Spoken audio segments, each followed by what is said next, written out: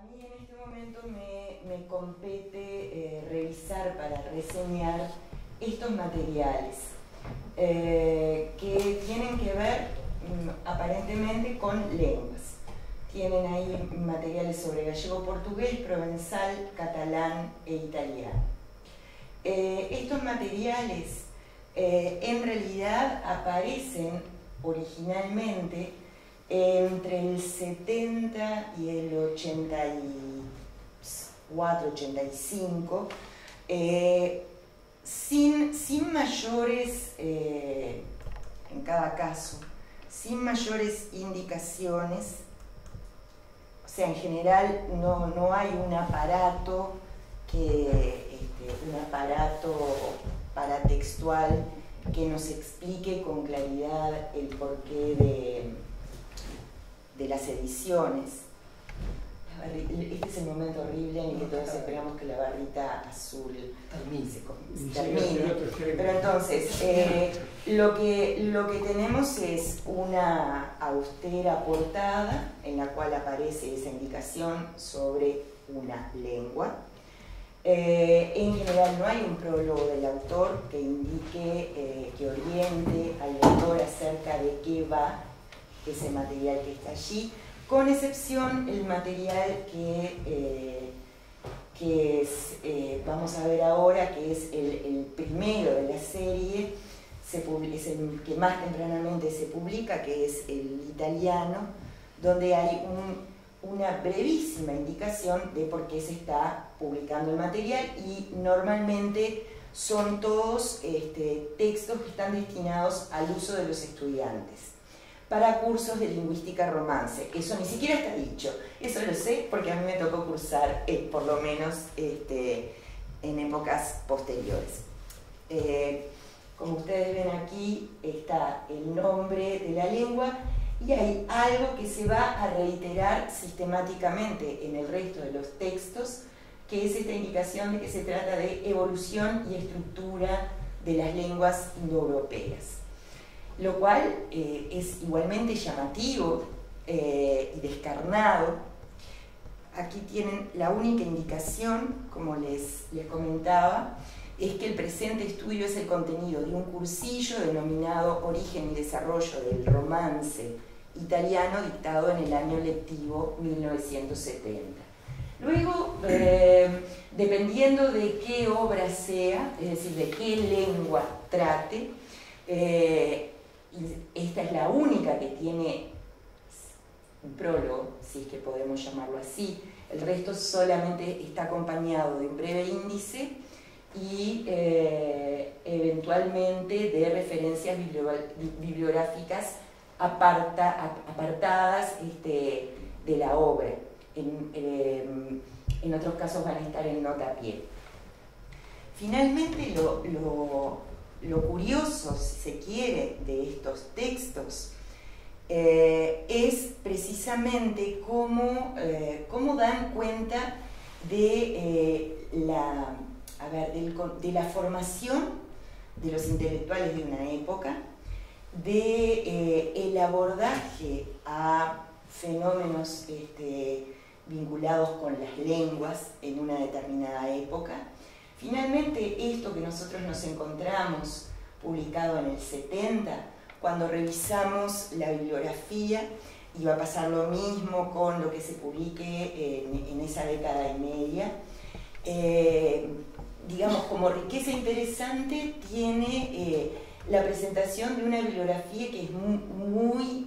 importante y muy representativa para mediados del siglo XX, y que recoge una tradición que va a ser muy marcante entre el siglo XIX y la primera mitad del siglo XX, con relación a cómo trabajar comparativamente las familias de lenguas, y por lo menos para un gran número de las lenguas enmarcarlas en lo que sería casi en la instancia prebabélica, lo que se conoce como la lengua indoeuropea, de la cual nada tenemos registrado, pero sí tenemos hipótesis que al día de hoy, 2018, la indoeuropeística sigue manteniendo la cuestión de que efectivamente podríamos hablar de una lengua que, por lo menos hacia el 2500 a.C., ubicada en la zona de las estepas de Europa del Este aproximadamente, lindando con Asia, habría comenzado esa población original a desgajarse en migraciones hacia este y oeste, de manera tal que las lenguas que se empiezan a desarrollar, ya sea en la península india,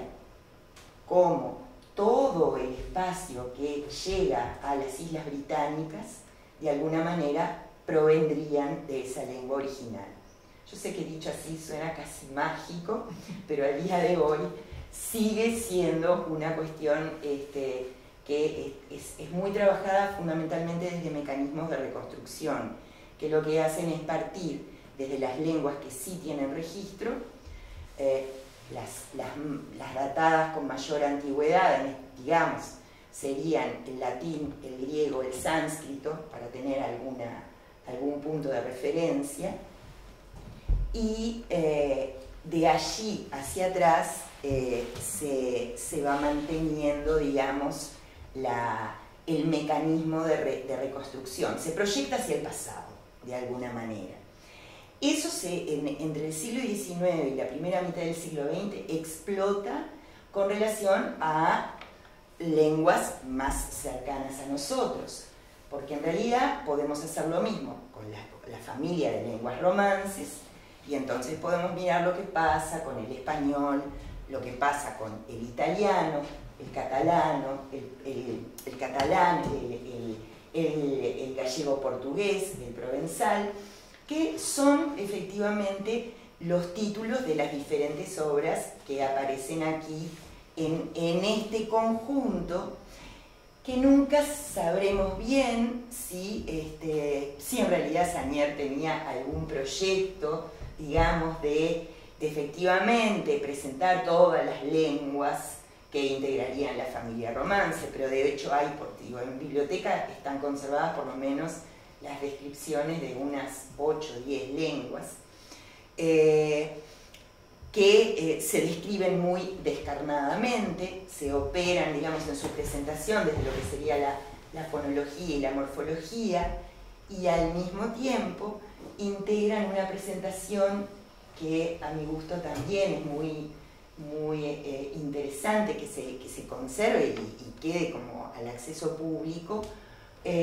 Una segunda parte, decía, con una selección muy breve de diferentes obras,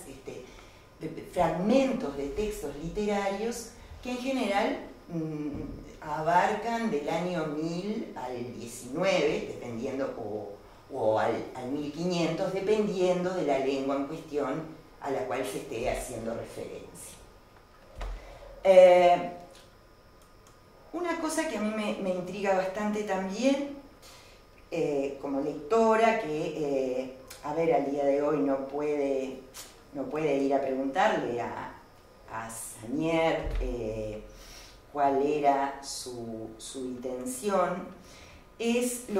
el único libro donde aparece algo que, digamos, no es un prólogo, es un acápite bastante curioso, porque termina siendo una breve cita de una oda a la patria de un autor catalán. De hecho, es el texto, ¿no?, al que con suerte lograremos ver justamente ese acápite antes de irnos. Pero bueno, lo llamativo, porque esta es una obra publicada en plena dictadura, y los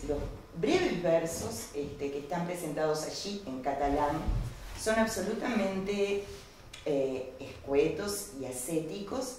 y sin embargo es bastante curiosa, curiosa en el sentido de extraña,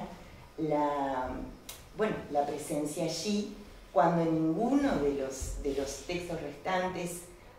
opera ese tipo de lógica de que funcione un acápite. Y en el caso del catalán no solo hay una presentación descriptiva de la lengua catalana, sino que también hay una primera parte en la cual el conflicto a la interna de Península Ibérica en términos de hegemonías castellana o catalana, más allá de lo lingüístico, se expresa. Bueno, más allá de la obra en sí de Sagnières, que me sigue pareciendo que el interés fundamental es el de, a ver, que el lector que hoy no puede entrar, como yo entraba muchas veces a los estantes de la biblioteca a revolver entre los textos, que, bueno, como ustedes pueden ver, están reproducidos a mimeógrafo, y esto era, bueno, es lo mejor que podíamos tener en términos de publicaciones rápidas e internas de facultad en esas décadas. En esos mismos mimeógrafos tenemos algunas de las obras también sobre temáticas vinculadas a las lenguas históricas, clásicas, como es el latín de Eugenio Coserio. Sí. Y por supuesto que donde entramos hay una serie de obras, ya no ni de Coserio, ni este tipo de textos que son más de apoyo a la propia labor universitaria, como los que están aquí en este momento de Sagnières, pero también tenemos textos digamos, sobre el mundo clásico, como ese que aparecía allí con bajo perfil acerca de la poesía micénica, por dar un ejemplo. Sagnières en algún sentido es representativo, bueno, finalmente, y todo para llegar, además, estas son incógnitas. Yo querría entender qué criterio hay en la aparición de los números que acompañan. No hay lógica cronológica, o sea, aparece 6, que es el caso del catalán. En realidad está publicado en el año 1976. Como ustedes verán, sí, claro. El estado es un poquito calentoso. Bueno, esto es lo que les decía. Pero en fin, para terminar, los números no dan cuenta de una serie. Tal vez en el autor sí había alguna intención, pero no nos queda claro. Bueno, lo que ustedes ven aquí. La lengua de aquellos sabios que llenaron el universo con sus costumbres y leyes. La lengua de aquellos fuertes que acataron los reyes, defendieron sus derechos, vengaron sus agravios. Y eso es todo lo que hay en la publicación de 1976. A mí me sigue siendo un ruido curioso el hecho de la presencia de este acápite en este año, en este momento en particular, y tal vez fuera la forma en que Sagnières, que también supo ser partisano en su patria, estuviera expresando cómo se sentía con relación a lo que estaba pasando en Uruguay, en nuestra universidad. Creo que lo importante, más allá de la presencia de los distintos elementos, lo llamo elementos porque así están siendo llamados, en humanidades digitales, va a ser, ven, aquí está lo que les decía, lengua y civilización micénicas y el mundo de Homero. No quiero despreciar al siguiente, pero lo que digo es que en realidad nuestra facultad tuvo la presencia de un conjunto de europeos que llegaron fruto de la inmigración entre guerras, perdón, y posguerra, pero así teníamos al profesor Heller enseñando griego, al profesor Altuhoff enseñando sánscrito, al profesor Sagnier, que se iba a dedicar al área del latín y las lenguas romances. Y por último, quiero terminar con esto, mostrarles, porque cuando me puse a curiosear, quería ver qué había subido en esta línea, además de que por el momento no hay, digamos, no es que esté todo completo y yo no estoy en sí acompañando los criterios de selección, pero esto me parece, a ver si es esta la nota con la que quería terminar, que también creo que son las cosas a las que habría que darle vida de alguna manera. Por suerte son 2 páginas de nota nada más, así que va a subir muy rápido. Esta es una nota, a ver, yo tuve la suerte de ser alumna de Chicalese, pero además de trabajar años en el departamento de filología, cuando Chicalese volvió después en el 85, y entre los cuentos que reiteraba una y otra vez, los almuerzos con Paz Ferreira eran un momento que por lo visto fue de enorme disfrute intelectual y gastronómico, ambos dos. Me parece que este tipo de documentos también dan cuenta de la sensibilidad de una época, a la Raymond Williams, pero la nota que le dirige Chicalese a Paz Ferreira para pedirle la autorización de más número de cursos de latín no tiene desperdicio, y les invito entonces a que luego la lean, porque realmente estos son textos muy breves, donde por supuesto no es solamente la cuestión burocrática de, digamos, de pedir la financiación, sino la forma en la cual se fundamenta el pedido. Realmente no solo por las distintas citas de autores latinos que aquí simplemente fluyen, sino también por la referencia a claves históricas del mundo latino, todo para finalmente, no me voy a detener porque ya les digo, vale la pena que ustedes después la curioseen por su cuenta. Todo para terminar con la cuestión que ustedes ven en el último párrafo, ¿verdad? Se impone pues la inmediata creación de un organismo ad hoc, no pudiendo objetársele otro argumento que la imposibilidad material de atender a su financiación. Esta es la idea de formar una comisión para que luego se vea de dónde saca los mangos, ¿no? Me parece, termino con esto, me parece que realmente la iniciativa de Humanidades Digitales saca de los cajones o de los anaqueles donde estaban arrumbados muchos materiales que vale la pena recuperar, y después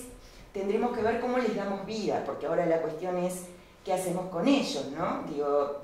me parece que no se va a tratar de simples reseñas que acompañen los materiales, sino de algo que diga, a ver, vengan, abran esta puerta y vean de qué iba esta Facultad de Humanidades, de qué iba el ambiente en el cual Paz Ferreira, Chicalese, Sagnier, Altuhoff, para hablar del espacio, digamos, de la tradición filológico-lingüística, supieron formar parte a mediados del siglo XX.